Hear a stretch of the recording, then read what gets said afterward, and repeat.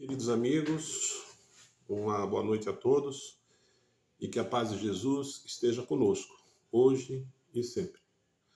É com muita alegria, com muita satisfação que nós aqui nos encontramos, a convite dos nossos companheiros do Grupo Espírito da Prece, a quem agradecemos o convite, para durante alguns minutos fazermos um pequeno estudo, uma pequena reflexão sobre o tema que nos fora proposto para a noite de hoje, que é justamente uma passagem muito interessante de Jesus, narrada no Evangelho de Marcos e de Mateus, que é não colocar a lâmpada debaixo do alqueire.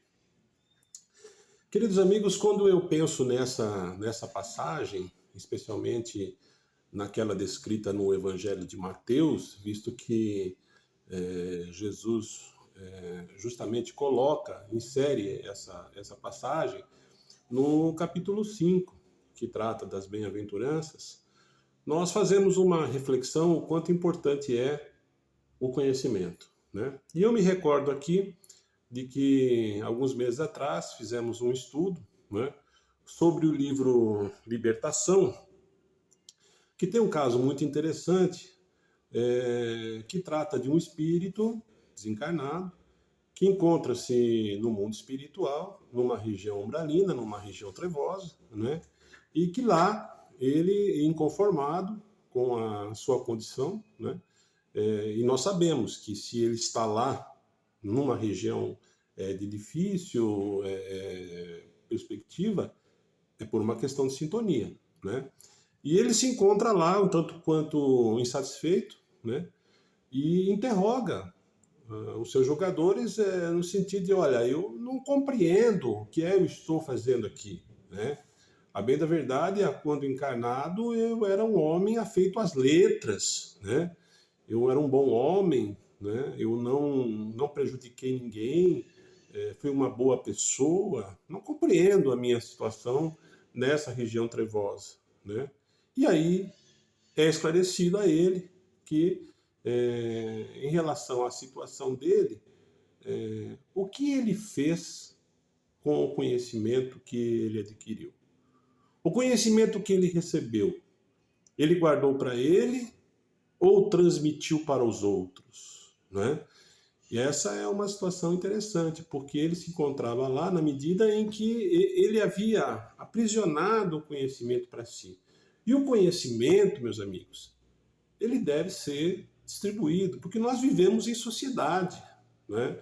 O conhecimento, aliás, é algo inato ao ser humano, desde os primórdios, desde as civilizações mais antigas. Se nós analisarmos o livro Evangelho segundo o Espiritismo, né, ele começa justamente com uma introdução em relação às teorias de Sócrates e Platão, né? Mas se nós eventualmente formos analisar mais friamente, nós podemos entender que Sócrates provavelmente recebeu a influência de outros filósofos, né, pré-socráticos, no caso, né? Lembrando que filosofia é o amor à sabedoria, né? E os filósofos pré-socráticos, como Pitágoras, por exemplo, né, que tratava da racionalidade, né? Então, para Pitágoras, havia em tudo uma questão racional, né? Tales, por exemplo, também outro filósofo pré-socrático, acreditava que a vida estava vinculada à água, né? E ele entendia que onde havia vida, havia água, né? Então, esses filósofos pré-socráticos, de uma certa maneira, acabam contribuindo para o pensamento, talvez, do maior filósofo da antiguidade, Sócrates, né? Que viveu ali em torno de 400 anos antes de Cristo. E o que pensava Sócrates, né? Sócrates acreditava que a alma era imortal, né? Que havia um outro plano diferente daquele da matéria, que nós estávamos inseridos num plano material, né? Que era um mundo aparente, mas havia um outro plano, um plano imortal, um plano espiritual. Aliás, esse já é o pensamento dos gregos, de uma maneira geral, né? Havia então um dualismo, ou seja, corpo e alma, né? Onde os sentidos tato, olfato, paladar, visão, audição estariam vinculados ao corpo físico, né? Mas havia um outro aspecto imaterial, ou seja, os gregos acreditavam na vida, ou seja, numa vida após a morte, uma vida que inclusive estava vinculada à justiça, né? Eles acreditavam numa justiça pós-mortem, né? Acreditavam que o julgamento se dava numa outra dimensão, né? E que inclusive, né, após esse julgamento, o sujeito era obrigado a reencarnar, né? Assim, havia um pensamento reencarnacionista já nessa época, né? E ele passava então pelo éter, que era o esquecimento, o mar do esquecimento, e reencarnava, né? Veja só, já na antiguidade, né, havia uma busca pelo conhecimento, né? E Sócrates, propriamente, talvez tenha sido o mais importante desses filósofos, talvez por isso que Allan Kardec faça uma citação dele no livro, né? Na medida que ele compreendia não só essa questão da imortalidade da alma, da justiça divina, né? Mas principalmente do conhecimento interior, né? Então, quando a gente vê e observa lá no oráculo de Delfos, conhece-te a ti mesmo, né? Ou seja, é um convite ao conhecimento interior, né? Através do conhecimento, né? Ou seja, através da verdade, que era a busca dos filósofos primitivos, né? Chegar ao conhecimento interior, né? Isso está lá, desde os primórdios da civilização. E o mais interessante é que Sócrates, assim como Jesus, também não escreveu nenhuma linha, né? E foi sacrificado, né? Foi morto porque, segundo os gregos da época, Sócrates corrompeu os jovens, né? É condenado à morte, toma o veneno e acaba partindo para o mundo espiritual, né? Mas deixa os seus discípulos. Diríamos que Sócrates começou a abrir o conhecimento, a abrir as picadas, né? Aí veio Platão, né? Que então já pôde registrar isso em livros. Platão, que era discípulo de Sócrates, registra tudo aquilo que o seu mestre, de uma certa maneira, lhe relatou. E era interessante essa questão, porque as obras de Platão, né, elas tinham uma características dialógica, né, de perguntas e respostas, assim como o Evangelho segundo o Espiritismo, né? No entanto, Platão ele tinha uma vinculação à racionalidade e, ao mesmo tempo, pensava em deuses. Aliás, aí há uma grande diferenciação, porque os gregos daquela época, eles acreditavam em muitos deuses, né? Ou seja, eles acreditavam em semideuses, né? Que respeitavam, inclusive, a justiça divina. Então, ele tinha um aspecto de crença religiosa vinculado lá ao Orfeu, né? Mas também havia um aspecto pitagórico, ou seja, ele pensava na racionalidade, né? Ou seja, meus amigos, desde os primórdios da civilização, o homem caminha em busca do conhecimento, né? E esses filósofos da antiguidade, esses filósofos gregos, né, na medida em que a Grécia depois é anexada ao Império Romano, abrem o caminho para o maior deles, Jesus de Nazaré, né? Aí vem Jesus, né, assimilando, já dando o conhecimento, já falando da verdade, mas exemplificando, né, com a sua vida, né, desde o seu nascimento, lá numa manjedoura, né, em toda a sua trajetória de vida, com a sua sabedoria, e assim como Sócrates também não escreveu nenhuma linha, mas deixou aos seus discípulos a boa nova, o conhecimento, o amar ao próximo como a ti mesmo, né? O não fazer ao outro aquilo que você quer que faça a si, lei de justiça, né? Ou dar a César o que é de César, né? Ou seja, Jesus vem consolidar o pensamento anterior através da verdade, né? Eu sou o caminho, a verdade e a vida, ninguém vem ao Pai sob mim, né? Ou seja, Jesus veio consolidar o ensinamento naquele momento. Mas, de uma certa maneira, nós compreendemos que o homem daquela época, há 2000 anos atrás, ele não estava em condições de compreender aquele ensinamento, né? É por isso, então, meus amigos, que muitas vezes ele fala em parábolas, né? Como essa, não coloque a lâmpada debaixo do alqueire, né? Ou outras tantas, mais de 40 parábolas, né, na Boa Nova, no sentido de divulgar o conhecimento, né? E isso acontece na medida em que ele deixa um grande legado, né? E como ele não poderia, naquela época, dizer tudo, ele adverte, está lá no Evangelho de João, né? Eu rogarei ao Pai que lhes enviará um outro Consolador, né? O Consolador prometido, né? Que acontece 18 séculos depois, né? Através da figura da doutrina dos Espíritos, né? Mas essa doutrina, ela chega, meus amigos, também de uma certa maneira, depois de um percurso muito grande no decorrer dos séculos, né? Houveram outros filósofos que contribuíram, ou seja, que foram tratando desse conhecimento para que quando chegássemos no momento oportuno, tivéssemos a oportunidade, então, de identificar e reconhecer aquela que seria a terceira revelação, né? Outros filósofos já ligados, inclusive, ao cristianismo, né, como Santo Agostinho, né, que já tinha, então, uma ideia de uma fé, né, que já tinha a ideia de uma fé raciocinada, vamos dizer assim, mas que também já tinha uma ideia de livre-arbítrio, né? Santo Agostinho pensava que o homem só poderia ser julgado se ele tivesse o livre-arbítrio, né? Os gregos daquela época já pensavam tanto quanto diferente, eles acreditavam que após a reencarnação eles já estavam pré-determinados na sua existência. Mas Santo Agostinho não, já começa a desenvolver uma outra linha de pensamento, não é?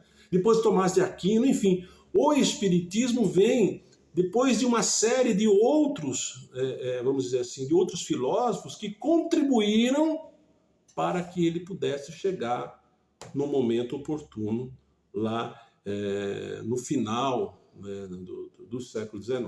Né? Aí, então, o mundo espiritual se reorganiza, né? Se nós vemos isso no livro A Caminho da Luz, né? Porque houve toda uma preparação do mundo espiritual, vários daqueles discípulos de Jesus, vários daqueles envolvidos na revelação acabam reencarnando para facilitar o trabalho de Allan Kardec, né? E o que vem dizer Kardec? Basicamente, né, reescrever aquilo que Jesus há 2000 anos havia dito. Ou seja, Kardec, a bem da verdade, ele veio interrogando também no sistema dialógico, né, os espíritos, né, no sentido de compreender e esclarecer aquela nova verdade que não era possível ser detalhada 2000 anos antes, né? Aí ele já vem falar da imortalidade da alma, da reencarnação. Quando nós pegamos, por exemplo, uma passagem daquela de Nicodemos, né, em que Jesus afirma que não é possível nascer de novo, aliás, é preciso nascer de novo, e que o que vem da água é da água, o que vem do Espírito é do Espírito, nós percebemos que aí ele já está vinculando aquele pensamento antigo de Tales, né? A água é vida, né? Ou seja, Kardec, através desses espíritos superiores, vem nos esclarecer, né? Vem trazer essa terceira revelação, né? E esse, meus amigos, é o conhecimento, né? E Emmanuel, em uma de suas passagens, relata que a maior caridade que nós podemos fazer para o Espiritismo é a sua divulgação, não é? Ou seja, o livro dos Espíritos é a divulgação para nós, enquanto espíritas, da terceira revelação, não é? Mas ele traz um questionamento muito importante em relação à nossa evolução interior. Ou seja, o conhecimento serve para a nossa melhora interior. Aliás, pergunta 919 do Livro dos Espíritos, né? Ou seja, que é o próprio Santo Agostinho quem responde. A nossa transformação interior, né? Como o conhecimento pode afetar a nossa transformação, como o conhecimento pode modificar a nossa maneira de viver.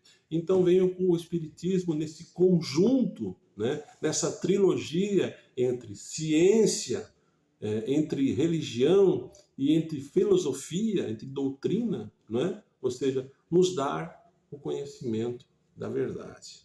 E isso tudo nos serve, meus amigos, como nós acabamos de dizer, para a nossa melhora interior. Ou seja, para o nosso aprimoramento. E esse conhecimento, né, que é nos dado, é que Jesus se refere, né, que não deve ser colocado debaixo do alqueire. Ele deve ser divulgado, ele deve ser processado. No entanto, nós compreendemos também que nem todos estão na mesma condição, ou seja, no mesmo momento de evolução. É preciso compreender que um ao lado dos outros necessitam entre si para esse aprimoramento, mas nem todos se encontram no mesmo momento de evolução, ou moral ou intelectual, né? Ou seja, a importância de nós nos ajudarmos mutuamente, né? Para que possamos, então, através do conhecimento, modificar. Porque o conhecimento esclarece, o conhecimento é luz, o conhecimento, assim como já há 2.500 anos, é sabedoria. Eu repito, a filosofia é o amor à sabedoria, né? Que é algo inerente ao ser humano, né? Ou seja, a busca contínua da verdade, né? E nós, evidentemente, que não estamos aqui apregoando a nossa verdade. Nós temos o nosso entendimento enquanto espíritas, compreendendo que as revelações de Allan Kardec nos trazem muita informação para que nós possamos, através delas, nos transformar, né? Kardec nos traz muitas informações que já eram pertinentes há séculos atrás, como dissemos, que trata da imortalidade da alma, né? Que trata de uma vida após a morte, né? Que trata de uma reencarnação vinculado a uma justiça divina e que tudo está vinculado a uma evolução. Ou seja, o que nós estamos aqui fazendo enquanto encarnados é trabalhando para a nossa evolução através do conhecimento, ou seja, das experiências, não só nossas, como de terceiros que nos ajudam a melhorar. Assim sendo, meus amigos, nós gostaríamos de compreender o ensinamento de Jesus, ou podemos compreender o ensinamento de Jesus como sendo a necessidade, né, de partilharmos um com os outros o conhecimento, né, para que possamos, através desse conhecimento, nos tornarmos pessoas melhores. Para que nós possamos, através desse conhecimento, compreender as verdades. Através desse conhecimento, compreender o que estamos fazendo aqui, da onde viemos e para onde iremos quando deixarmos esse plano, não é? Então, o que nós podemos compreender assim em relação a esse ensinamento é a necessidade de compreendermos a verdade como um instrumento de modificação interna para que possamos nos tornarmos pessoas melhores, né? Que podemos nos tornar espíritos mais aprimorados dentro desse processo de evolução contínua que nós estamos vivendo. E assim conseguimos compreender melhores as mazelas a que passamos, as nossas deficiências, os nossos problemas, as nossas dificuldades, as dores que estamos enfrentando, os parentes difíceis que estamos convivendo nessa encarnação, né? Numa necessidade de reparação contínua até chegarmos a um plano superior. É por isso, talvez, que Jesus tenha advertido, né? Que nós vamos há muitas moradas na casa do meu Pai e é necessário pagar até o último ceitil. Ou seja, aqui, num planeta encarnado, nós estamos num sentido de nos melhorar, de evoluir, né?